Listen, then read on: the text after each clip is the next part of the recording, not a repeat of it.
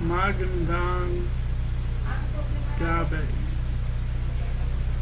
Kamustapo, Malagayan, Hadating, Sa, our mission house here in Tanzania. I want to say hello to all of our friends here in the Philippines, over in Naik, those over in Hooligan, and Tracy Martires, and also in General Trias, over in Laguna, Manila,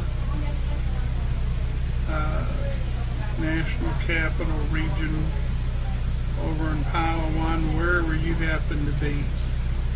We welcome you, and my name's Frank Williams. I am a missionary of God the Father, Jesus Christ, His only Son, under the anointing and direction of the Holy Ghost. Today we're talking about events in the future and perhaps the near future.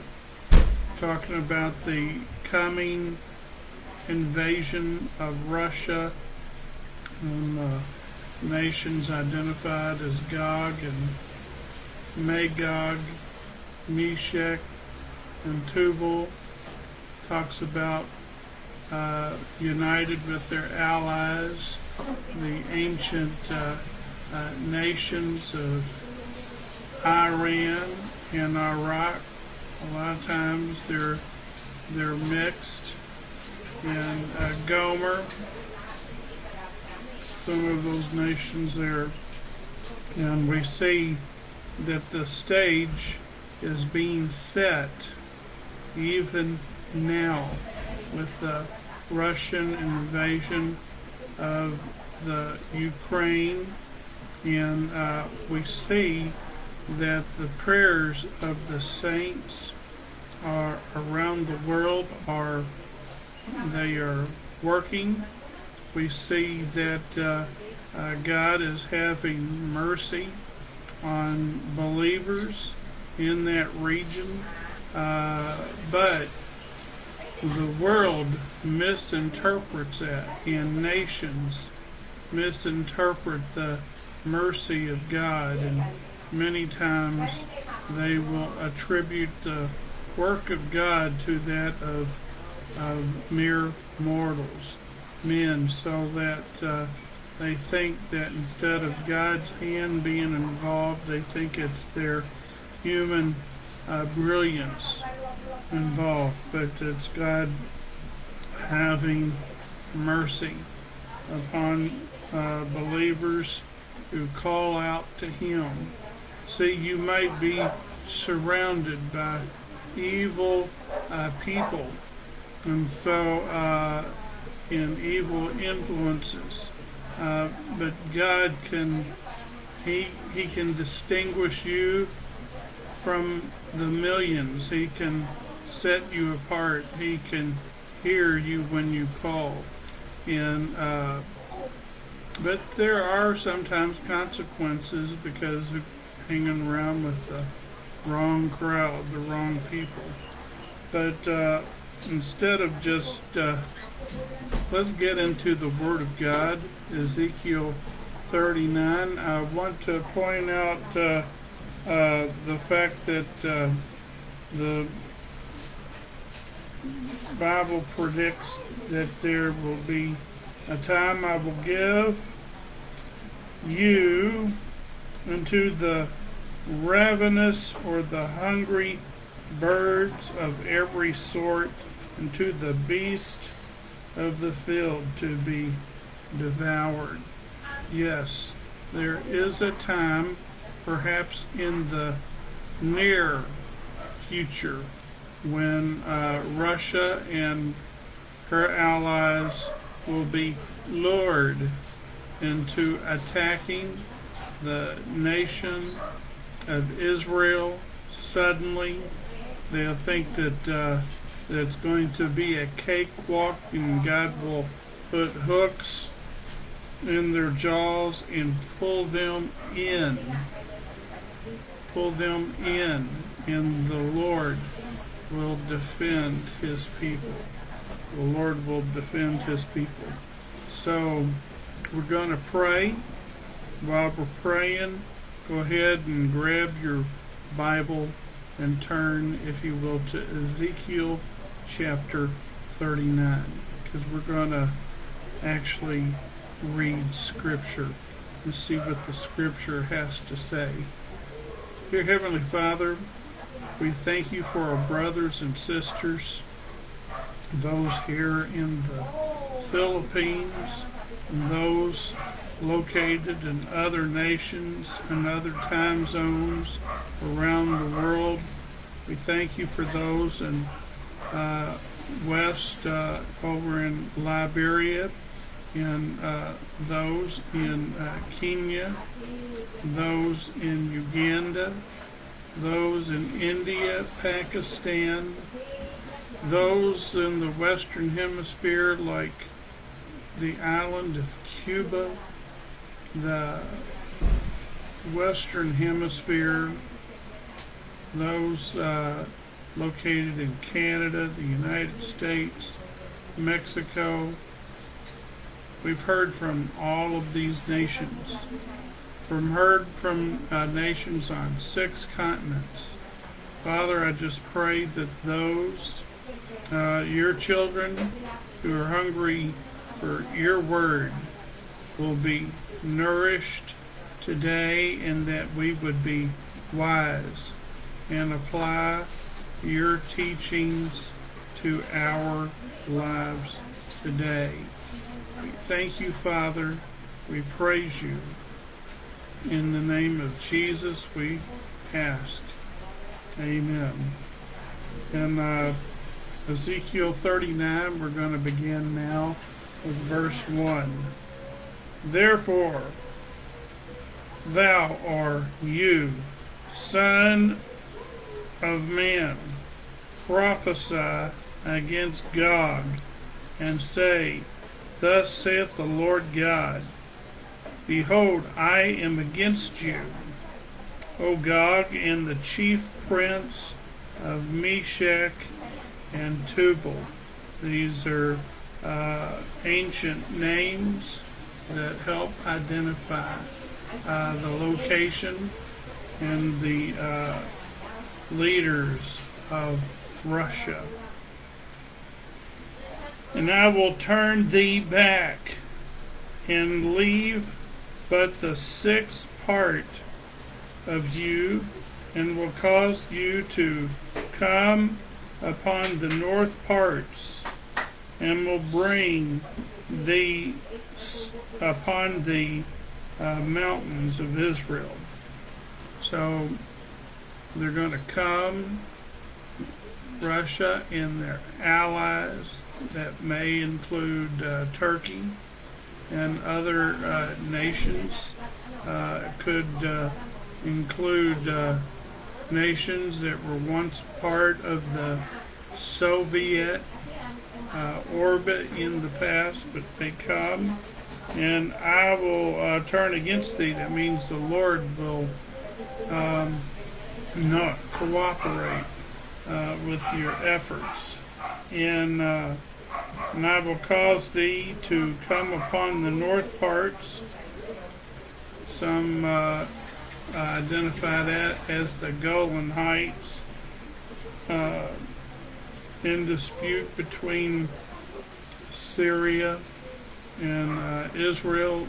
The nation of Israel occupied the Golan Heights during the 1967 Six-Day War, and it is regarded as a central place in the defense of the nation of Israel.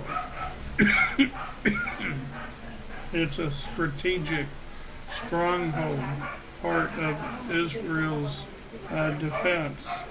And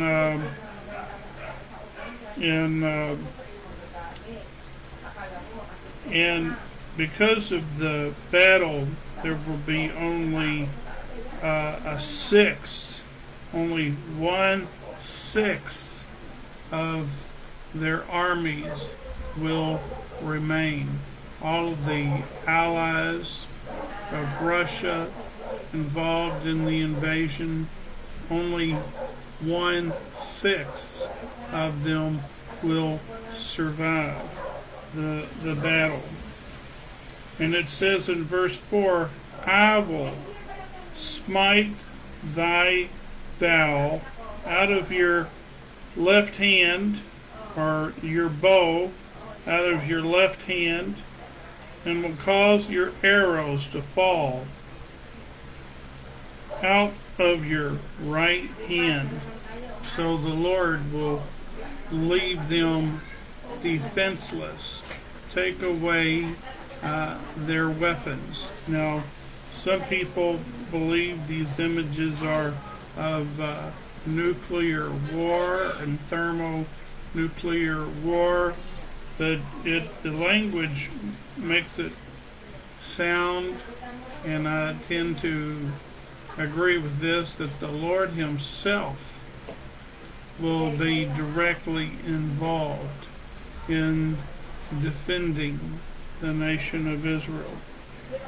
I will smite or attack your bow, like in a bow and arrow, out of your left hand, and will cause your arrows to fall out of your right hand. You shall fall upon the mountains of Israel, you and all of your bands, your allies, and the people that are with you. I will give you into the ravenous, or the hungry birds of every sort, and to the beasts of the field to be devoured.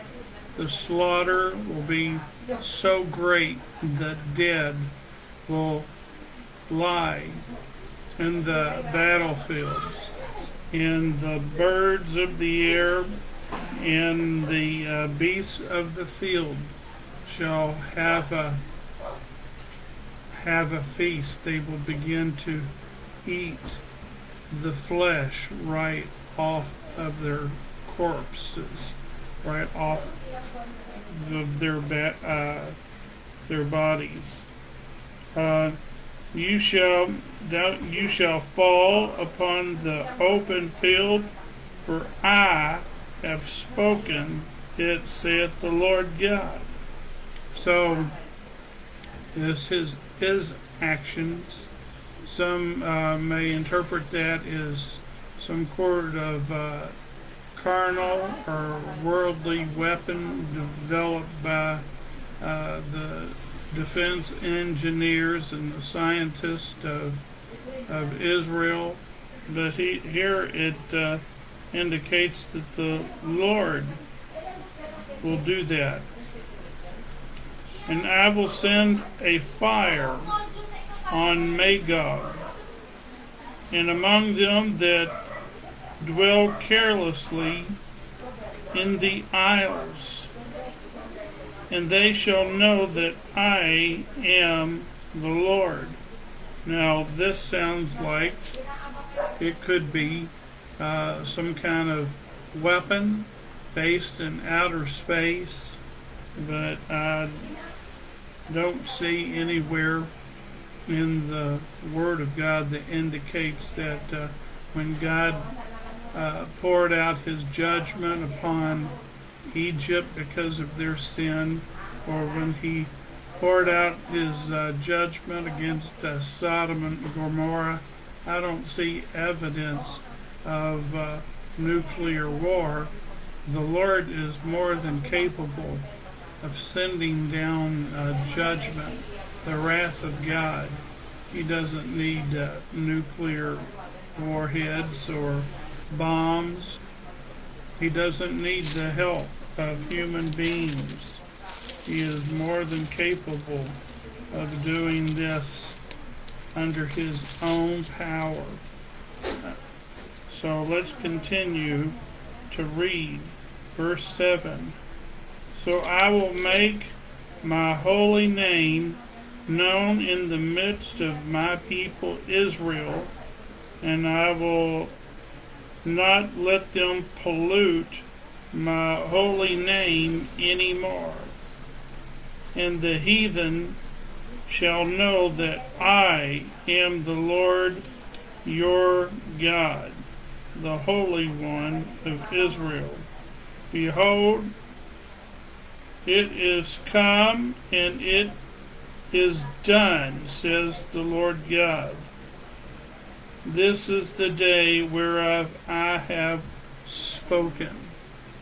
So he takes credit. He wants to be known.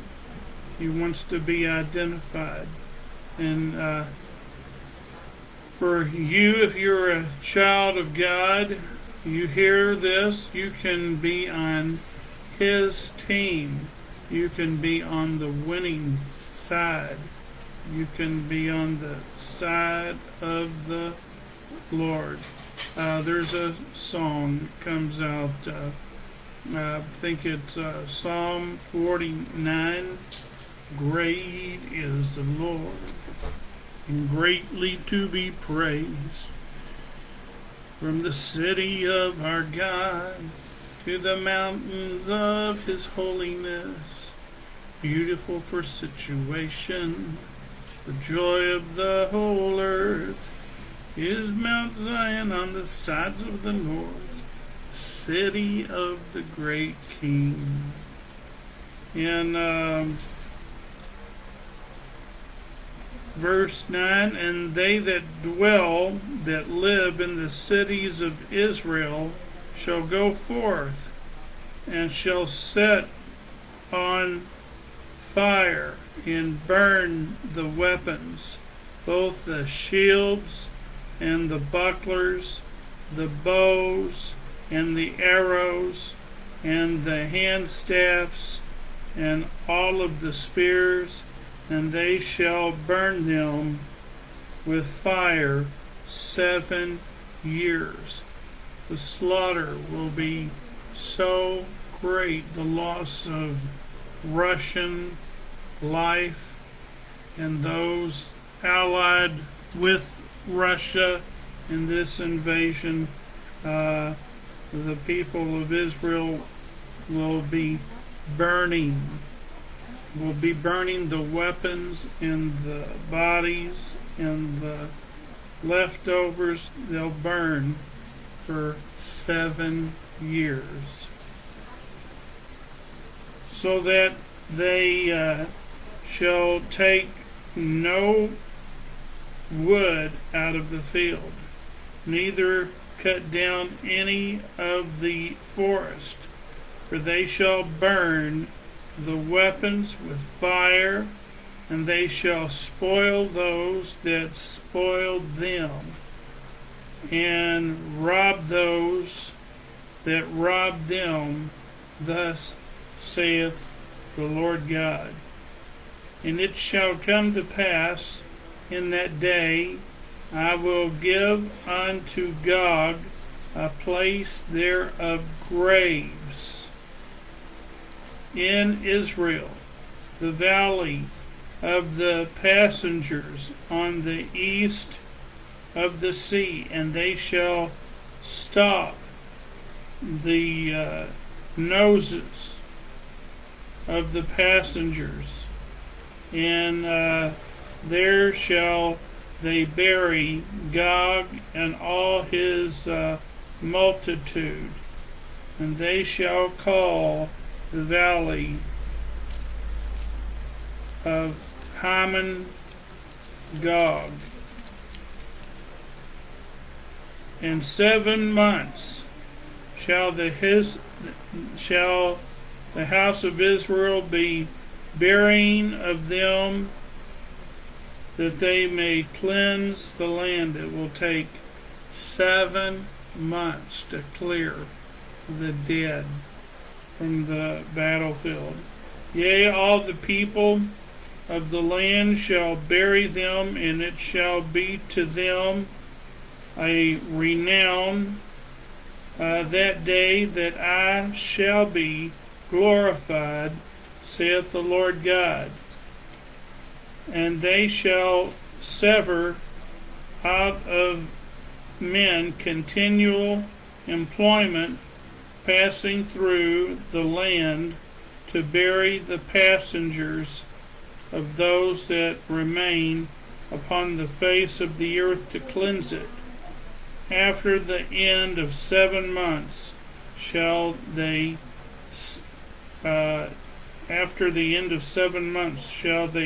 search, and the passengers that pass through the land, and any seeth a man's bone, they will be set up a sign by it. The burners have buried it in the valley of Magog, and the name of the city shall be Hamanah. Thus shall they cleanse the land. And thou, son of man, thus saith the Lord God, speak unto every feathered fowl, and to every beast of the field, assemble yourselves and come, gather yourselves on every side to my sacrifice that I sacrifice for you, even a great sacrifice among the mountains of Israel, that ye may eat flesh and drink blood. Ye shall eat the flesh of the mighty, and drink the blood of the princes of the earth, of rams, of lambs, and of goats and bullocks, all of them fatlings of Bashan. And ye shall eat fat till ye be full, drink blood till ye be drunken of my sacrifice which I have sacrificed for you. Thus ye shall be filled at my table with horses and chariots, with mighty men, all men of war. Thus saith the Lord God. So we're talking about retribution. Our God will repay the evil that was done for his children.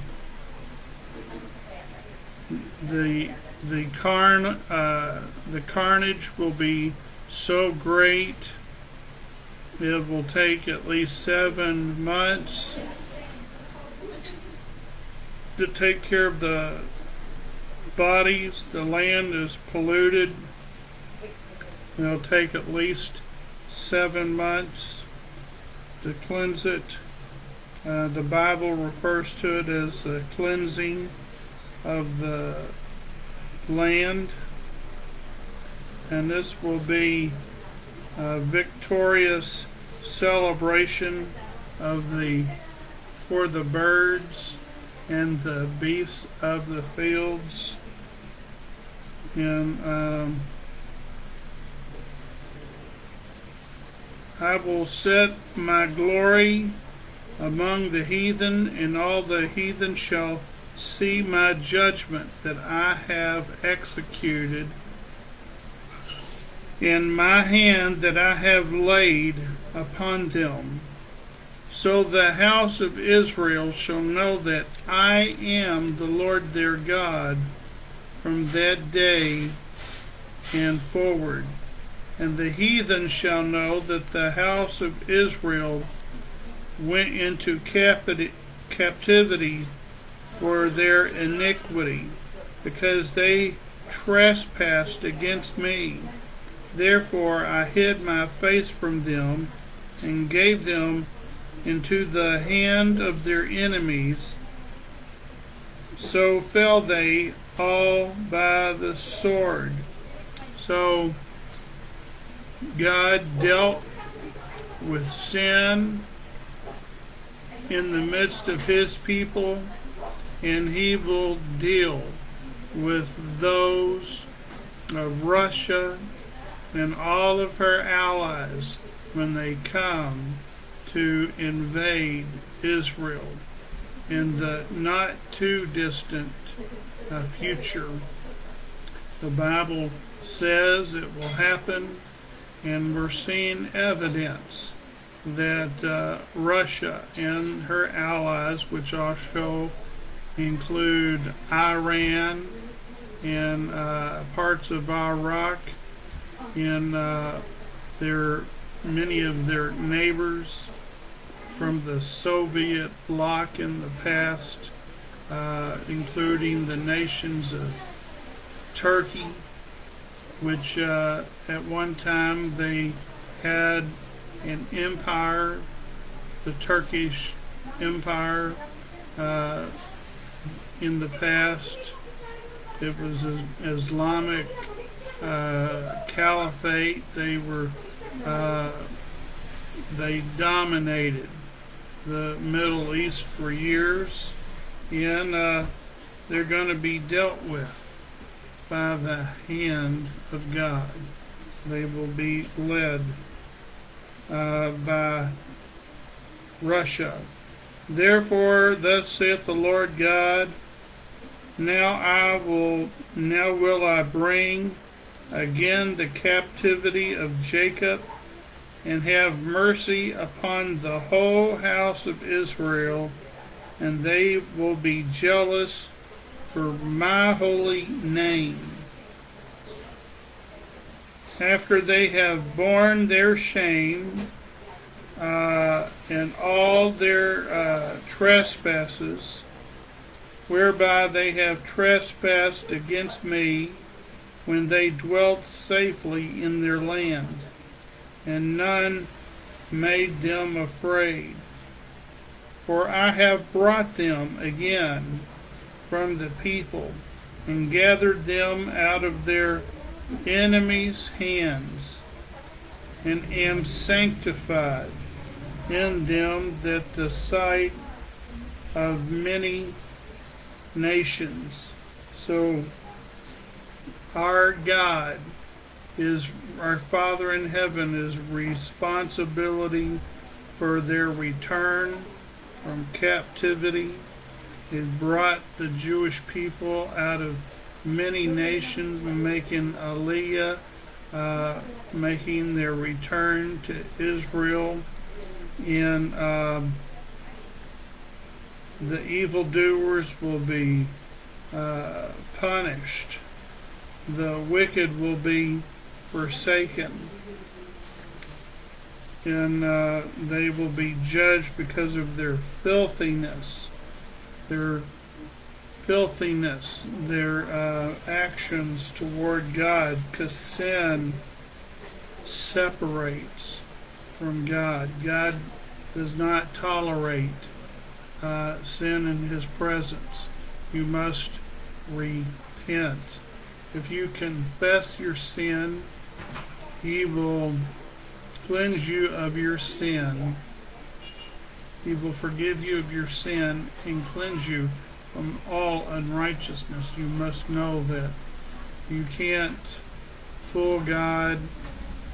You can fool human beings, but you cannot fool God. The Bible tells us that the same Lord over all is rich unto all that call upon his name. He's good to his children that call upon him. He's good. He's good. He tells us in Romans chapter 11 that he is just like you are a good parent for your children, that God is even better with his children, and that he will give good things to them, even the Holy Ghost, to those who ask.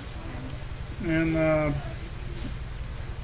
when I have brought them again from the people, and gathered them out of their enemies' hands, and am sanctified in them in the sight of many nations, then they shall know that I am the Lord their God, which caused them to be led into captivity among the heathen. But I have gathered them into their own land, and have left none of them any more there. Neither will I hide my face any more from them, for I have poured out my spirit upon the house of Israel. Thus saith the Lord. Our God is good. Our God is great. Jesus taught that his apostles, he says, I have other sheep. I have other sheep. I have other children that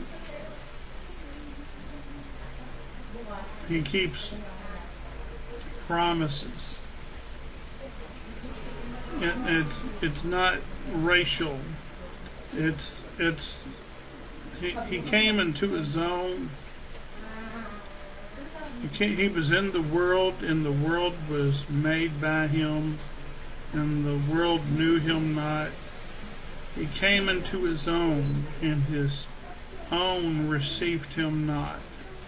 But to as many as received him as the Messiah, to as many as received him, to them he gives authority, permission to be adopted into the family of God, till you become a child of the Father. Yes, you become adopted in. And we covered the chapter, and we see that this is going to take place. And we don't know the day or the hour that it would appear that modern events, the invasion of Russia into the Ukraine, is a prelude to what will take place shortly. And God will protect, he will defend his people, but quite often people mistake the hand of God, and they attribute his actions to their own human wisdom. Proclaiming themselves to be wise, they become fools. They think that they've been saved by their own intelligence and from their own wisdom. So when you receive from God, it's important to recognize him as God, to give him glory, give him honor, to give him praise, and not to forget God after he blesses you, his children. If you want to be born again and have not been born again, you must confess with your mouth, you must believe in your heart that God has raised him from the dead, and you must confess with your mouth, brag about Jesus, that he is the Lord of your life, you shall be saved. For with the heart man makes decisions, but with the mouth confession is made. And if you love the Lord, you shall not be ashamed. You shall not be shy. You will not be afraid to brag on Jesus. But these things are beginning to shape up, and you need to be prepared, because all of the apostles taught the imminent return of the Lord Jesus Christ. The imminent return. It could be at any time, any moment.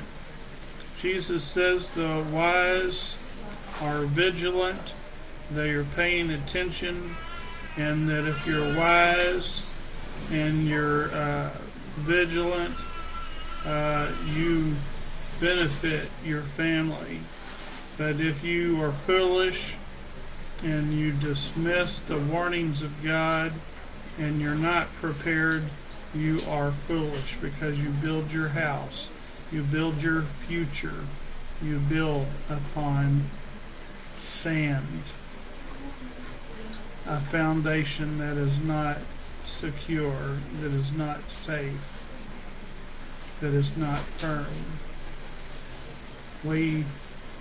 Our time is gone quickly.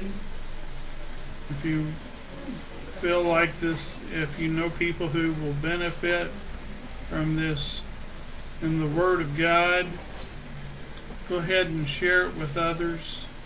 God continues to bless us here on the mission fields of the Philippines. He does signs and wonders. His anointing continues to flow, just like it did on the day of Pentecost. On Resurrection Day, His anointing continues to flow even today. Look forward to hearing from you. See, pointing at you. Look forward to hearing from you. And you have a good day. And remember that Jesus loves you.